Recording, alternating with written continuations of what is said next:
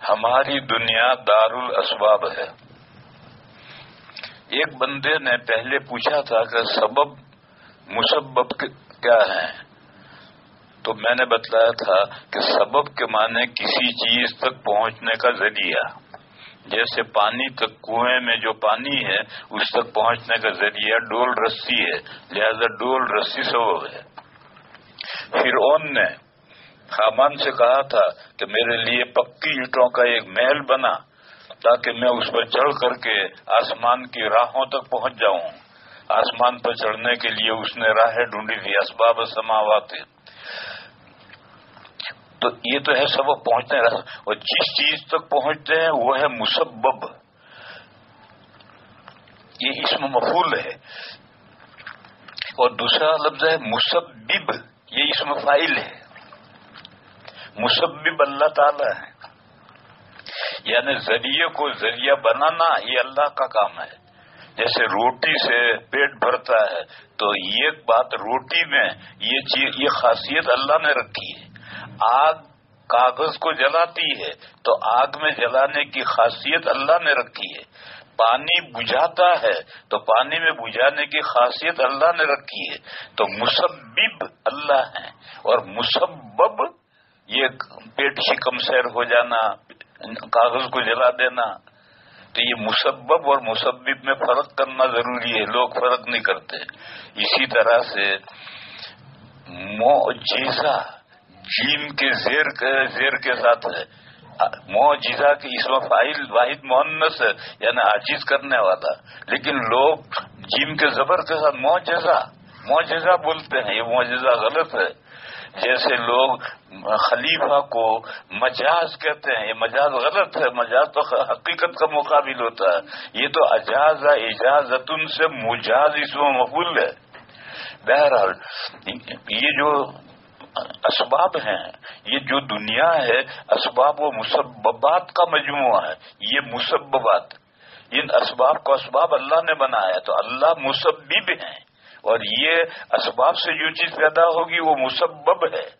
تو یہ دنیا اسباب و مسببات کا مجموعہ ہے۔ یہاں ہر چیز سبب کے تحت میں وجود میں آتی ہے، یہ تعبیر ٹھیک نہیں۔ یہاں ہر چیز سبب کے تحت میں وجود میں آتی ہے نہیں، بلکہ اس دنیا میں جتنی چیزیں وجود میں آتی ہیں ان کا کوئی نہ کوئی سبب ہوتا ہے۔ یہ اسباب و مسببات زنجیر ہے جس میں جکڑے ہوئے ہیں۔ اس دنیا کی ہر چیز سبب اور مسبب کی زنجیر میں جکڑی ہوئی ہے، اسباب کے تحت وجود میں آتی ہے نہیں، اللہ کے حکم سے وجود میں آتی ہے۔ مسبب الاسباب تو اللہ ہیں، ان اسباب میں یہ جو مسبب کو پیدا ہونا ہے یہ تاثیر اللہ کی رکھی ہوئی ہے۔ تو کیا معجزات و کرامات بھی اسباب کے تحت کے وجود میں آتے ہیں؟ یعنی یہ جو کرامتیں ہیں اور معجزات ہیں ان کے بھی اسباب ہیں۔ حضرت شاہ ولی اللہ صاحب علیہ الرحمہ کہتے ہیں کہ ہیں، اسباب ہیں، تمام معجزات کے بھی اسباب ہیں۔ اور پہلے میں نے بتایا تھا کہ حضرت شاہ ولی اللہ صاحب کی ایک عربی میں کتاب ہے تعویل الاحادیث، اور اس کا اردو میں ترجمہ ہوا ہے۔ اس میں حضرت نے انبیاء کے معجزات کے اسباب بیان کیے ہیں کہ فلاں معجزہ اس سبب سے وجود میں آیا ہے۔ پھر کتابوں میں، علم کلام کی کتابوں میں لکھتے ہیں کہ یہ کرامت اور یہ معجزات خرق عادت ہیں، یعنی عادت کو پھاڑنا ہے۔ عادت کو پھاڑنا ہے یعنی عام طور پر جو اسباب ہوتے ہیں جن سے مسببات وجود میں آتے ہیں ایسا نہیں ہے، کوئی دوسرا سبب ہوتا ہے۔ میں مثال دوں، ایک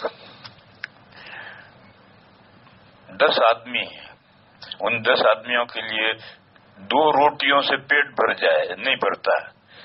2 روٹیوں سے ایک آدمی کا پیٹ بھرتا ہے، 10 آدمیوں کا نہیں پیٹ بھرتا ہے۔ لیکن کسی بزرگ کی کرامت سے یا کسی نبی کے معجزے سے 2 روٹیوں سے 10 آدمیوں کے نہیں 30 آدمیوں کے پیٹ بھر سکتا ہے۔ ایک حدیث ہے، نبی پاک صلی اللہ علیہ وسلم کا فاقہ ہے، فجر کے بعد حضور مجلس ہو رہی ہے، تشریف فرما ہے اور بیان کر رہے ہیں، اور جب کئی دن کا فاقہ ہو تو بولنے میں اس کا اثر پڑتا ہے۔ تو حضرت ابو طلحہ نے محسوس کیا کہ حضور کو فاقہ ہے، بھوکے ہیں اور بولنے میں اثر پڑ رہا ہے، تو گھر تشریف لے گئے، اٹھ کر کے مجلس سے گھر گئے اور جا کے بیوی سے ام سلیم سے کہا کہ حضور آج میں نے دیکھا کہ حضور کو فاقہ ہے تو کچھ کھانے کو ہے؟ تو ام سلیم نے کہا کہ رات کی بچی ہوئی 2-3 روٹیاں ہیں۔ تو حضرت ابو طلحہ نے کہا کہ یہ روٹیاں بھیجو حضور کو۔ تو ام سلیم نے ایک اوڑھنی میں وہ روٹیاں باندھ کر، حضرت انس بچے تھے ان کے گلے میں ایک کنارا باندھا لپیٹا اور ایک ہاتھ میں دیا تاکہ بچہ گرا نہ دے، اور کہا جا حضور کو دیکھ رہا۔ وہ بچہ حضرت انس آئے، آ کر کھڑے ہوئے، حضور نے دیکھا اور پوچھا کہ ابو طلحہ نے بھیجا ہے؟ تو ان کا جی ہاں۔ کھانا لے کر بھیجا ہے کہ جی ہاں؟ تو حضور نے فرمایا گھر جاؤ، ہم وہیں آ رہے ہیں کھانا کھانے۔ اب وہ واپس ہو گئے اور حضور نے سارے بیٹھے ہوئے لوگوں سے کہا کہ چلو ابو طلحہ کے کھانا ہے، کھانے کے لیے چلو۔ انہوں نے گھر جا کر کہا کہ حضور تو سارا مجمع لے کر آ رہے ہیں۔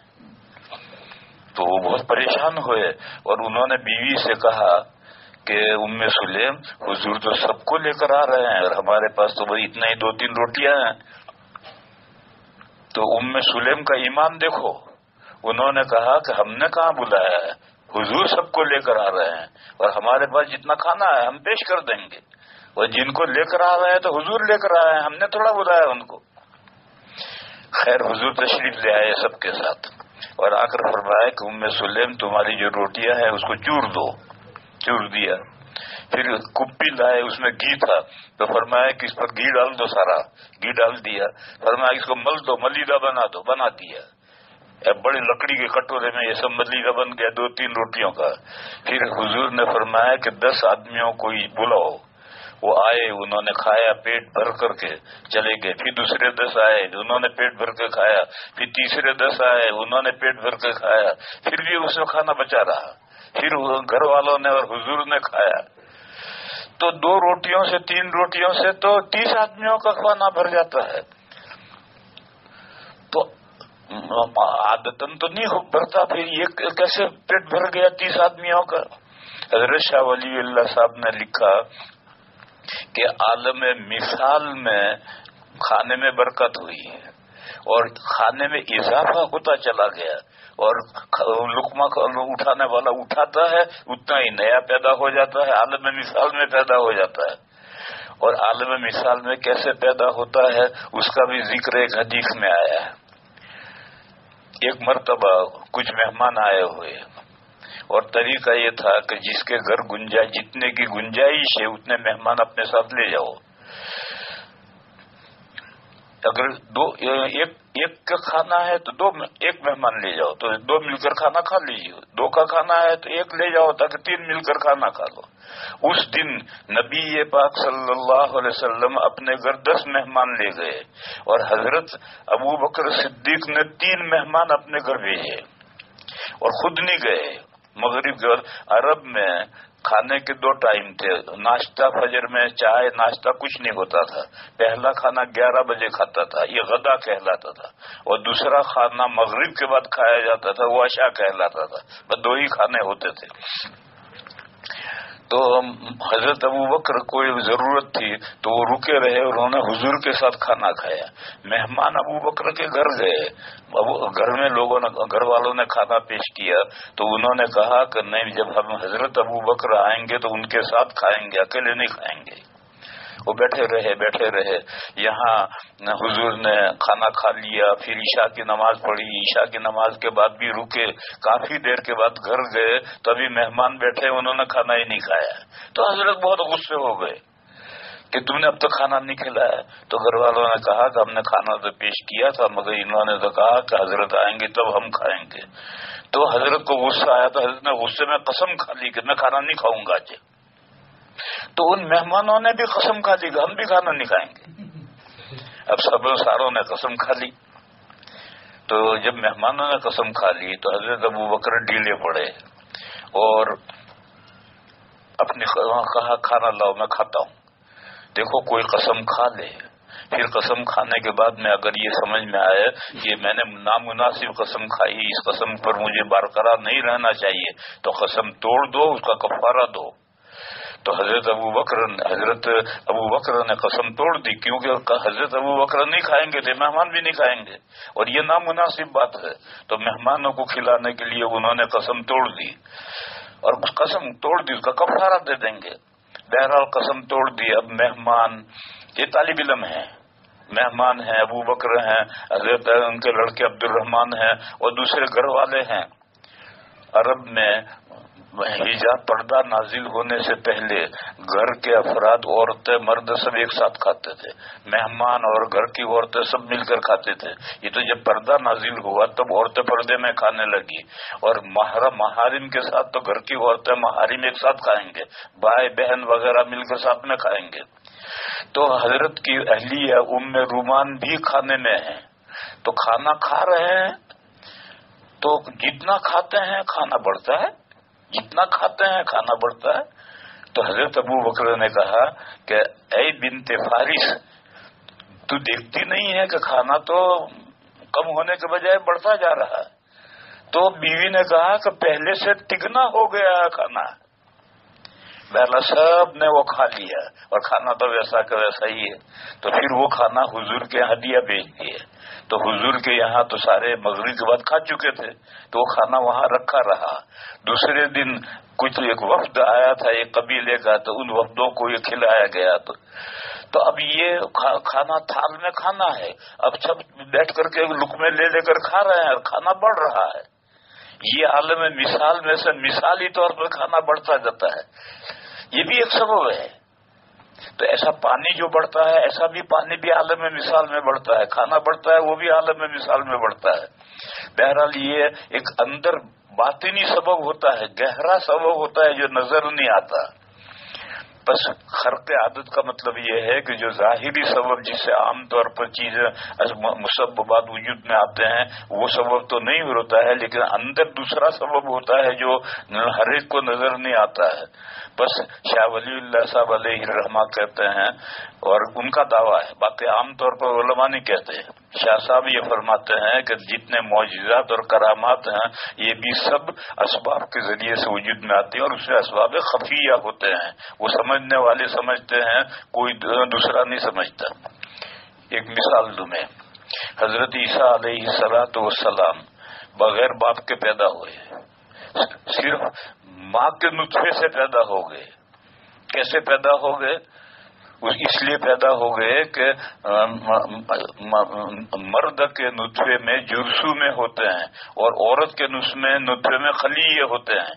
یہ جرثومے میں خلیے میں جاتے ہیں تو بچہ کا حمل ٹھہرتا ہے۔